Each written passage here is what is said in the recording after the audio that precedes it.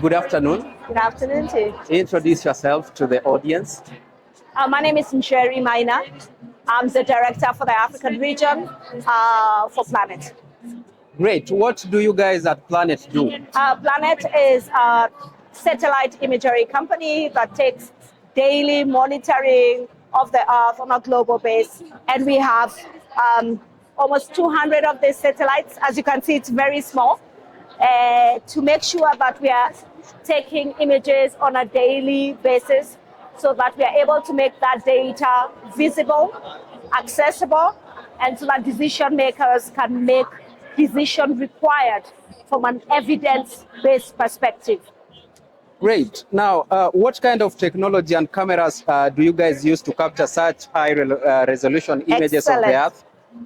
So let me just go back one step further and say Earth observation is not new.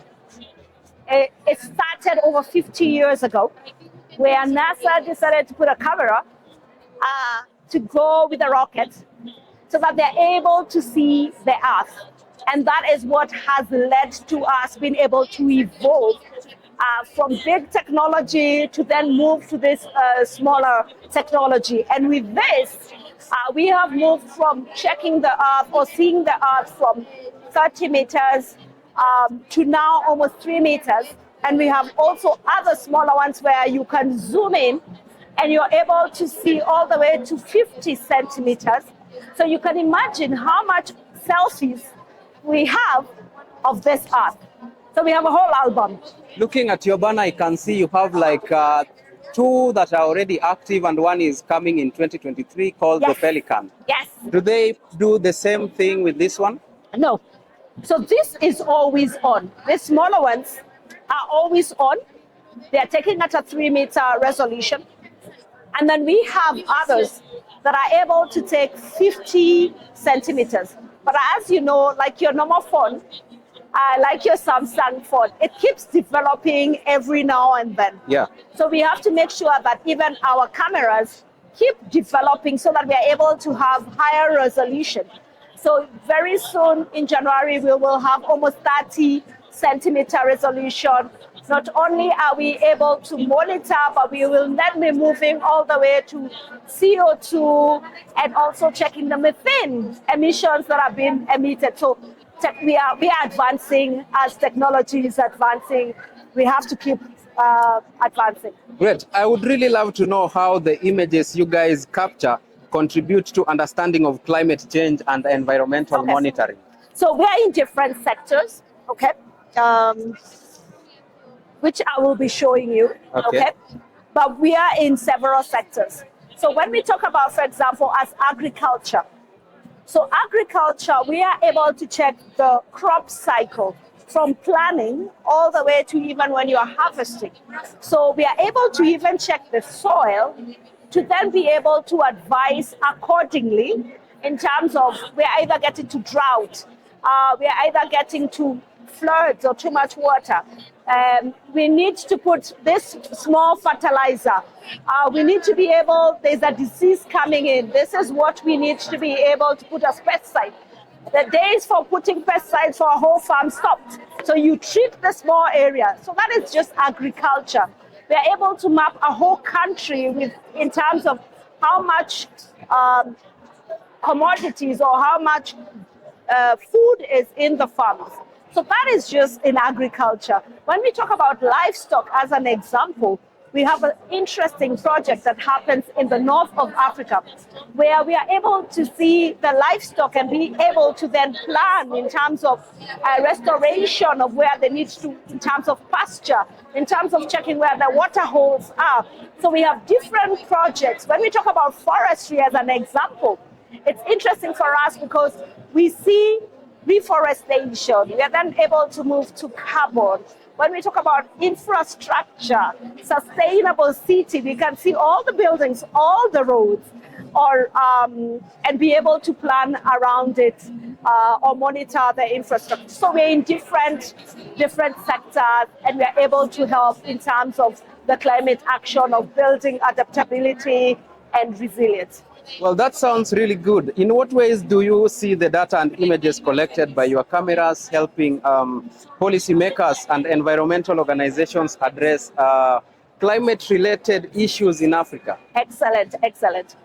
I remember highlighting that if I was a politician, I would leverage Earth observation data based on the fact that it is accurate, timely, precise.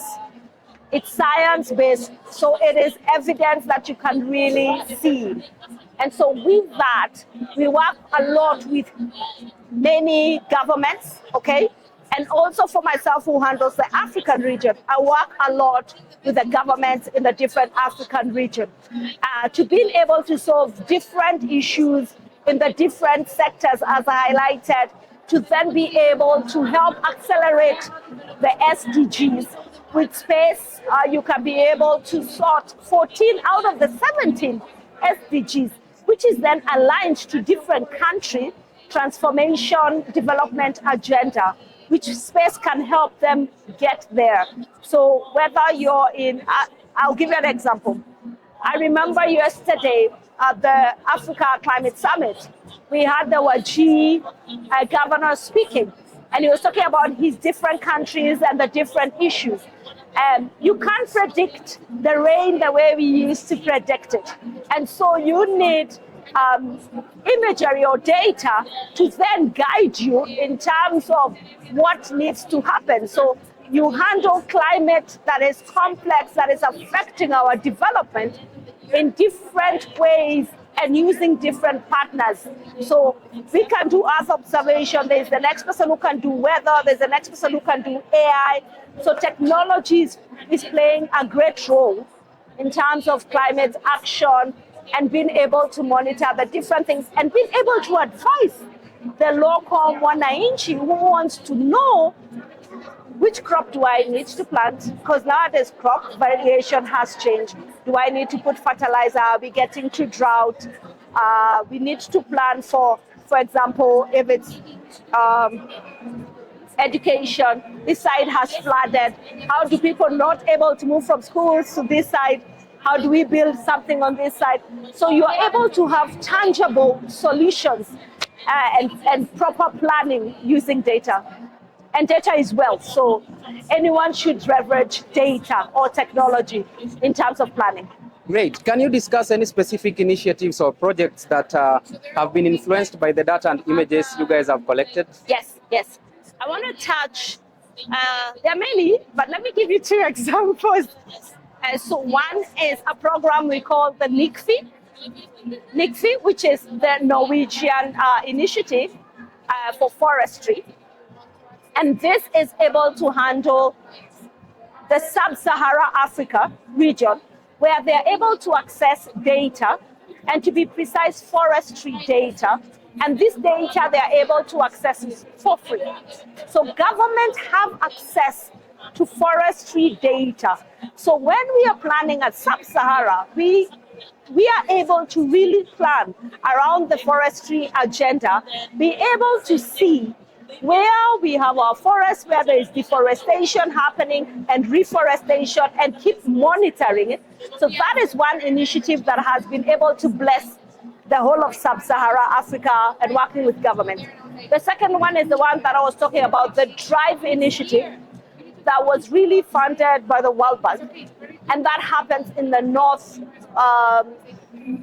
northern region that affects Kenya, Ethiopia, and Somali region.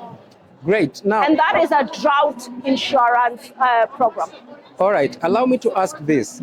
Have you collaborated with any African governments or organizations to leverage your imagery and data for regional climate action and adaptation efforts? Yes, as I've highlighted earlier on, the DRIVE program is an initiative that has worked, yes, with the international donors, with the local governments, as I said, Ethiopia, Somali, Kenya, who are benefiting on the drought insurance. As we know, that is a livestock area. And then the second one is the Sub-Sahara Africa initiative of the forestry initiative where they are able to see this data and they can take decisions. So we are collaborating. My work is to work with governments to then be able to transform the region so that we can have impact within the region. Great. Well, looking forward as a planet, what are your company's goals and plans for continued involvement in climate-related initiatives in Africa and globally? Okay. And very good question, by the way. So our vision, really, and our mission is we always say that you can't fix what you can't see. You can manage what you can't measure. That is what drives us.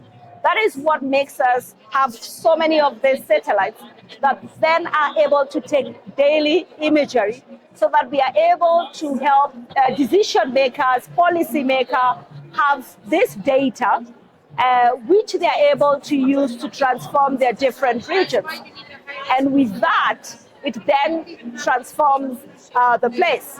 But then that said is that we are evolving and we are creating newer satellites that can do different capabilities. As highlighted, we are moving not only to 50 centimeters, but moving to 30 centimeters where you're able to have much higher resolution to then be able to do much more. We are working with companies. We work a lot with partnerships, different partners, and we have partnered also with Carbon Mapper, whereby we are able to then do things like methane emissions and measure them. So as a company, we are really evolving. Great. I'm tempted to ask this question. How many of these have you guys sent to space? Wow. We do successful launches. We have done several, but every year we try and do twice. And so what happens is after 3 years, they then become fragile pieces that dissolve. So with that, currently we have almost 200 of this, but we have to keep launching as many as possible because they last almost 3 years. So we need to have as many as possible. So now confirm we have 200 of this and 221 of these big ones. Okay. Yes. Thank you so much for your time. I really appreciate, and good luck in all you guys do. Congratulations, by the way. Thank you guys you are so doing much. amazing. And we look forward to any organization that really wants to partner. It's the season of taking action. And can we take the action that is required with data? All right. I saw that there, monitor, detect, and take action. Great. Thank you. All right. Thank you. Well, today marks the conclusion of the Africa Climate Summit that began on the 4th of September and has been running all the way to today, 6th of September. Of course, the theme of this year's Africa's Climate Summit was driving green growth and climate finance solutions for Africa and the world. A lot has been discussed. And as this day comes to an end, many people are going back home with a lot of insights on how to manage climate and how to keep the environment safe. Reporting for UNIP TV, my name is Alphonse Ouma.